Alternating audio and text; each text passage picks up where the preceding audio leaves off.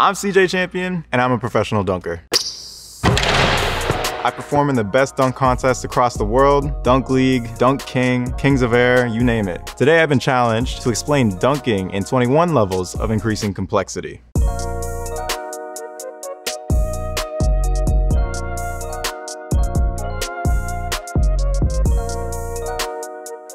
Things that can make a dunk really good: obviously the technicality, the way it looks, the style in the air, and then how clean and how hard you finish the dunk. Also, how high you jump. Important to note, every dunker jumps completely different. They'll have their own interpretation for this challenge. Level 1, basic dunk. The very first steps to learn how to jump and dunk, you gotta start with footwork. So today we're gonna lower the rim down to 8'5". This is where most people would start. I am a left-right, left-handed jumper. As I approach the rim, my left foot blocks and my right foot plants, and then I jump straight up. The block foot, it's the foot that comes down first after your penultimate step. Penultimate is the step you take before you go into your jump. Now that we got the footwork out of the way, let's move the rim up to 10 feet and get some real dunks. Level 2, assisted lob dunk. So this is the easiest way to land your first dunk on a regulation size rim. All you need to do is have somebody throw the ball right in front of the rim, and then you just go and get it. But there's a few things to make this work. First off, this is really easy because you're able to get a full run-up approach and a full arm swing before catching the ball and dunking. The arm swing matters. It's really important. To be able to get higher vertical jump, the arm swing, as you swing your arms back and then propel them forward, the arm swing gives you some momentum. You're able to just jump higher versus having a ball in your hand. The other thing too is absorbing the ball. As the ball is coming down and your hand is coming up, you have to control the ball. Your arm isn't going to be fully straight. You need to absorb it a little bit, have control, and then finish the dunk straight down into the rim. To complete this dunk, you only need about 4 inches over the rim. If you can grab the rim, you can just about do this dunk. You don't need to know how to palm a basketball to be able to dunk. In this case, it's just keeping control of the ball right here. Level 3, handoff dunk. Using a handoff is pretty self-explanatory. Basically, all you do is you have somebody hold the ball out in front for you, and you just go get it. It's useful because you have a lot less variables, and you can have the ball positioned in the same place every single time you go up for a dunk. Mastering a handoff dunk is crucial for being able to experiment with more trick dunks, as we'll get to later. It also makes trick dunks a lot more consistent. Level 4, off dribble dunk.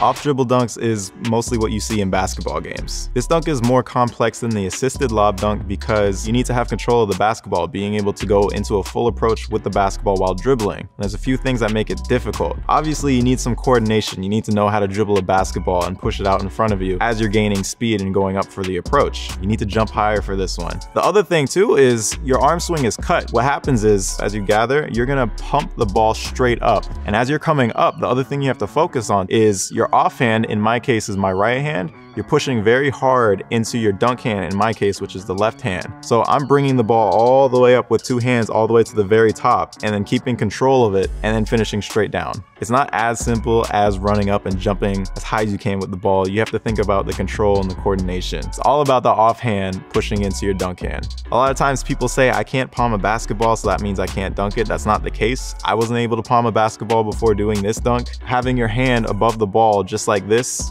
and having your offhand push it into your left, that's all you need. You don't need to have to palm it. You're pushing it all the way up until you're reaching the max height, and then you're pushing the ball straight down. Level 5, self-lob dunk. This dunk increases complexity because it requires precision, timing, and control. You're throwing the ball yourself, so you're standing maybe around 3-point line.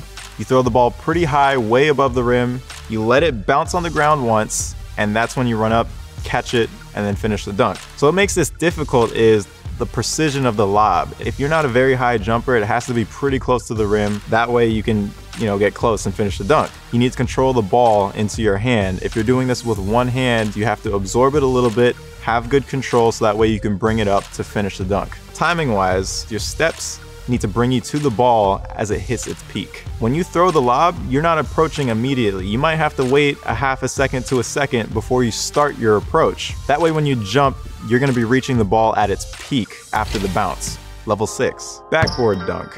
We're increasing complexity here by throwing the basketball off of the backboard, it coming back to you, catching it, and then finishing the dunk. There's a few things that make this dunk a little bit more difficult than a self-lob. The accuracy of throwing it off the backboard. You have to get it just right. As you're approaching and throwing the ball off of the backboard, there's a lot of things that can go wrong. It can prevent you from having the perfect catch. As you're throwing it off the backboard, your approach is already compromised. Your approach might be a little bit shorter. You might stutter. A lot of times you'll see a stutter as they throw it off the backboard. You have to focus on throwing it a good pass. And as you're doing that, sometimes you might add an extra hop into your step, so it's not going to be a very fluid motion. And when you have that halt, or if you ever have a stutter in your approach, you won't jump as high. The other thing is the catch. So the ball is going to be coming at you a lot faster, a lot speedier. Getting control of the ball, it's a little bit different in this case. You have to absorb a lot more, which means your arm might come back further away from the rim a little bit more. Once you have control, then you have to bring it back up straight to the rim.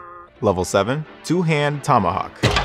With this dunk, we're gonna get into some more trick dunks. So a tip that most people might not think about when attempting this dunk, after your jump, you're gonna pump the ball straight up as if you're just gonna do a two-hand dunk, but as soon as you come straight up, then that's when you bring the ball. It's not a one full swinging motion. Basically like going into a standard two-hand dunk first, but then you're bringing it back into a two-hand tomahawk and then finish the dunk. There is an unspoken threshold of what a tomahawk is. When I say threshold, it's how far back you bring the ball. Most of us dunkers will say there's an invisible line. We just want the ball to come back here, basically. If the ball doesn't come near that far back, that's a baby tomahawk. It's not a real tomahawk. Level 8, windmill dunk. We're increasing complexity here because there's a lot more travel that the ball needs to do to complete this dunk. What happens is after you pump up, you're gonna swing the ball in a swinging motion all the way down and all the way back up, just like a windmill. The key thing that you need to focus on here is your offhand. My right hand, as I pump up, it's gonna be pushing very hard into my left hand all the way through the motion. And I'm not stopping the push just at the very bottom of the motion. I'm bringing it back up with two hands, and then I'm letting go at the top and then finishing with my left hand. Level 9, 360 dunk.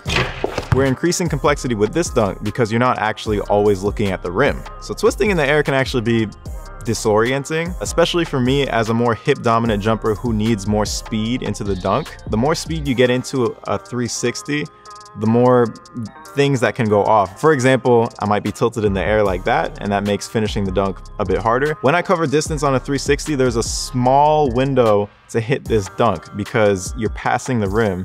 So you have to spin, find the rim, and finish. Versus somebody who's more knee dominant, they're able to come a bit slower. They're able to jump more straight up and down without covering too much distance. And that makes their window to finish a dunk a lot larger.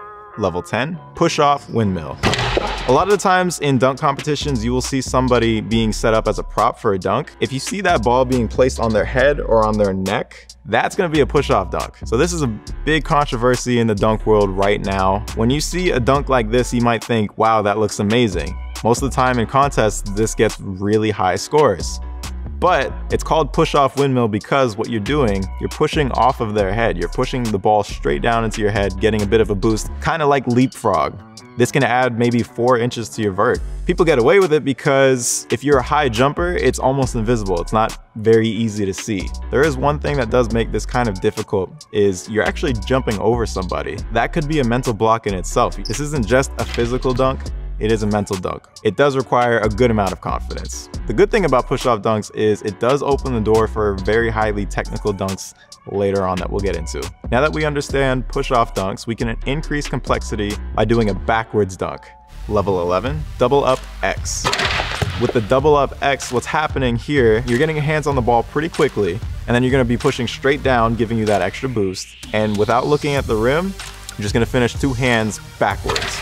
Now that we've learned the reverse dunk, we're gonna increase the complexity by basically doing the same dunk, but without a push-off. Level 12, reverse pump. It may look easier, but I'll tell you, it's really not. Coming off the dribble, you're gonna be coming at the rim at an angle, and then basically as you jump, your back is almost gonna be facing the rim. You're gonna pump the ball straight up, and you wanna bring the ball with straight arms straight back down. And again, there's another threshold that you wanna pass. You wanna get the ball down between your legs as you're bringing your legs up, and then you have to bring the ball straight back again and finish the dunk. You're moving the ball against your momentum, so it does require a good amount of physicality. This is a pretty stylish dunk. The higher you jump and the longer you hold that pose, the cooler it looks. Level 13, two-hand reverse windmill. We're increasing complexity here by combining two dunks that we've already done. We have the reverse pump and the windmill. This is one of those dunks that requires a good amount of physicality. On takeoff, I like to have my right shoulder facing the rim, so as I'm jumping, my whole body is rotated maybe 45 to 90 degrees away from the rim, and I pump straight up. After the pump, it's a swinging motion like a windmill, but you're doing this with two hands, and as you're doing that, you're rotating your body a little bit more so your back is facing the rim. Then you're bringing the ball straight back up with two hands, finishing backwards. Having to twist your body in midair with this dunk does require a good amount of effort, and it does use up every muscle in your body. Level 14, East Bay, also known as the between the legs dunk. This is a pretty big milestone dunk. I think any hooper, basketball player, they want to be able to do this dunk. So to land a 2-foot East Bay, it's almost like the ball path is the same ball path as a windmill, but what you need to do in my case is I have to lift up my block foot, which is my left leg. So I'm in the air and I bring the ball down with one hand, lift up my left leg, and the ball has to go between or underneath my hamstring over into my left hand, and then finish the dunk with my left hand. The few things that make this dunk difficult is the transfer and also being able to jump high enough. You do need a good amount of vert to be able to land this dunk. What you have to do, again with that right hand, your off hand, you're pumping up with the ball into your right hand, and then you're pushing as hard as you can through and underneath your hamstring. And once it's all the way through, you have to locate the rim and finish at the rim. Another thing to focus on is hand placement as you come up with the ball. My right hand being my off hand, as I pump the ball, my hand is going to be almost on top of the ball. That way I can start the swinging motion really quick, versus if you pump the ball like this, then you'll have to rotate your hand over the ball and then start swinging through. Level 15, behind the back dunk.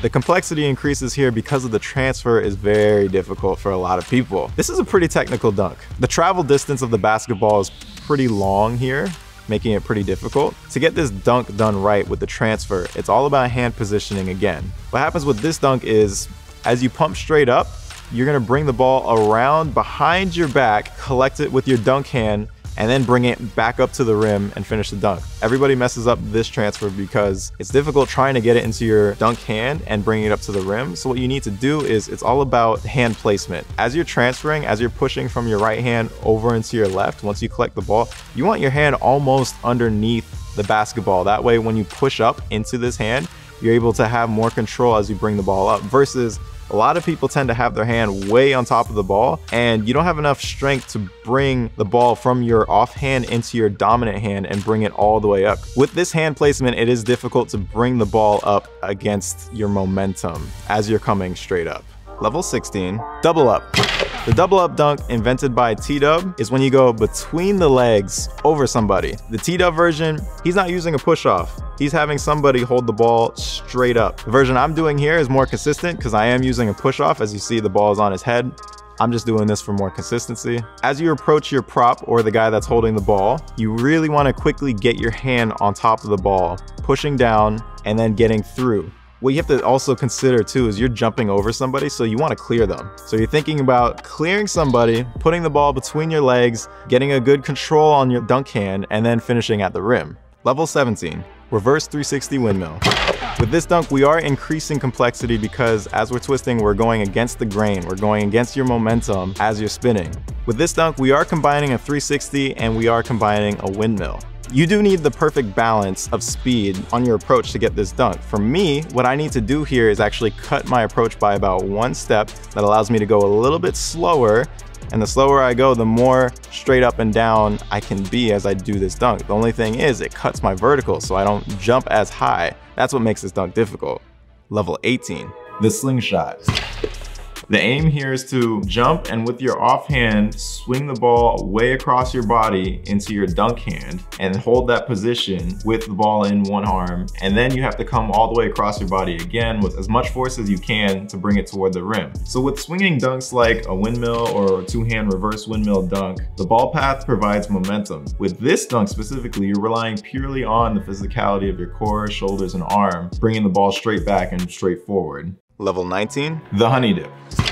With this dunk, I'm gonna be dunking my entire forearm. In my case, I'm actually jumping over somebody here and then putting my entire forearm into the rim and hanging. See, it's important that you hang. If you just put your elbow in and slide out, I don't call that a honey dip dunk. Of all the dunks that I can do, I believe this one is the most dangerous. I feel like you can really hurt yourself. I've hurt myself in the past. Level 20, the scorpion.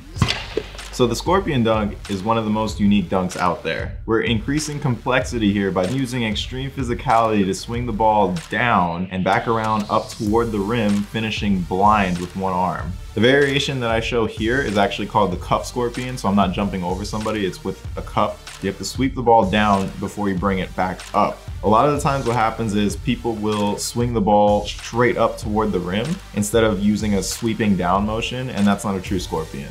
These days, dunkers, they're really pushing the limits on what is and isn't possible. There's a lot of combinations of these foundational dunks that I've listed, like 360 E-spaced, and you can get into crazy things like the crown, the kamikaze, the hide and seek, the lost and found. The possibilities are endless. There's actually thousands, maybe 10,000s of dunks that are out there, all with varying levels of complexity. We covered a lot of things today that I hope gives you a better understanding of the complex world of dunking.